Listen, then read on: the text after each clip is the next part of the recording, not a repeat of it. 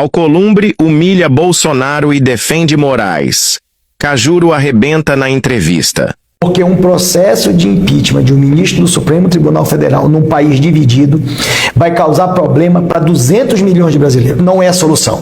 A solução é a gente, cada um cumprir com as suas obrigações, cada um fazer o que há dentro dos limites estabelecidos pela Constituição brasileira e pedir para aqueles que possam, porventura, exacerbar as suas atribuições, que eles não o façam, nem perante o Poder Legislativo ao Judiciário, nem o Poder Judiciário ao Legislativo, nem do Executivo ao Legislativo, porque quando o Executivo erra, por exemplo, com uma edição de um decreto, sim, nós temos no Congresso Nacional um instrumento para sanar esse problema, que é o projeto de decreto legislativo sustenta o efeito do decreto do Executivo. Então, não dá para o Executivo exacerbar, nós temos um instrumento. Não dá para o Executivo entrar dentro das matérias legislativas, não dá para o Legislativo entrar dentro do Executivo e não dá para o Judiciário a todo instante tomar decisões entrando nas nossas atribuições do Poder Legislativo. Qual é o melhor caminho? Não é o impeachment.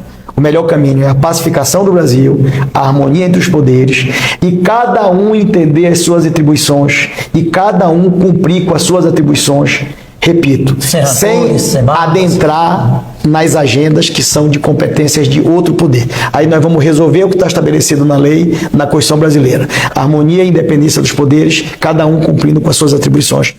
Eu acho até um comentário muito relevante, Caju, vou fazer isso aqui agora em rede nacional, dizer que um problema que está afetando o nosso país e que também parte da política é responsável é a gente insistir em viver a todo instante momentos eleitorais. E essa divisão do Brasil e essa briga constante pelo processo eleitoral está prejudicando a gente de fazer o certo no Brasil, porque fica uma narrativa e uma disputa de narrativa sobre a próxima eleição. Enquanto que a gente tem que sentar numa cadeira com a responsabilidade de fazer as coisas certas para o hoje e para o futuro, não para o processo eleitoral. Perfeito. E acaba que as pessoas se confundem e, em vez de fazer e sentar numa mesa os diferentes para pensar, em vez da gente ficar discutindo as nossas divergências, a gente buscar compreender as nossas convergências de país, não é de um partido político, não é de uma posição ideológica, não é de um pragmatismo de qualquer ordem, é país. O Brasil precisa de um parlamento altivo, sereno e equilibrado. E o que a gente menos precisa hoje, com tantos problemas que nós temos no Brasil, é a gente continuar com essa divisão, continuar com agressões incabidas e infundadas. Por quê? Porque o processo eleitoral do ano que vem, ou daqui a 2 anos. E no Senado a gente conseguiu fazer esse movimento, mostrar para as pessoas do partido de oposição e do partido que apoia o governo, que o Senado poderia dar um grande gesto de pacificação para o Brasil. Porque o que nós vivemos, e é importante eu registrar aqui, o que nós vivemos na reeleição do presidente Rodrigo Pacheco, do ponto de vista institucional, foi uma eleição agressiva. Muito. Aonde a eleição para presidente do Senado e do Congresso Nacional se tornou claramente um terceiro turno do processo eleitoral.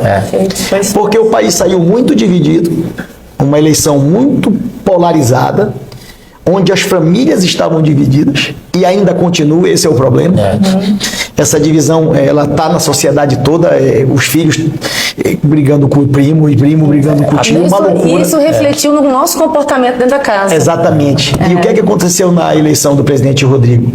Ele foi vítima do terceiro turno que ele não era responsável. Isso. E acabou que o terceiro turno da eleição do Rodrigo Pacheco, que foi transformado aquilo, o Senado virou um fronte de batalha de agressões contra uma candidatura legítima à presidência do Senado. Sim. Por quê? Porque aquela candidatura era apoiada pelo presidente que venceu a eleição, não pelo presidente que perdeu. Exato. E agora, passados esses 2 anos, foi tão ruim esse clima de hostilidade que a gente viveu e de beligerância, que eu consegui falar com os senadores de oposição, falar com os senadores da base do governo e principalmente com os senadores independentes que tenham um olhar de país, para a gente parar de ficar olhando no retrovisor, porque se você vê, para fazer uma comparação, Cajuru.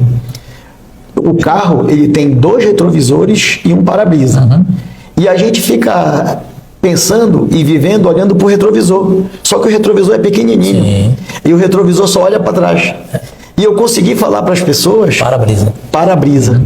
Para frente. Para o futuro. O que é que nós queremos amanhã para o país, não é para um partido.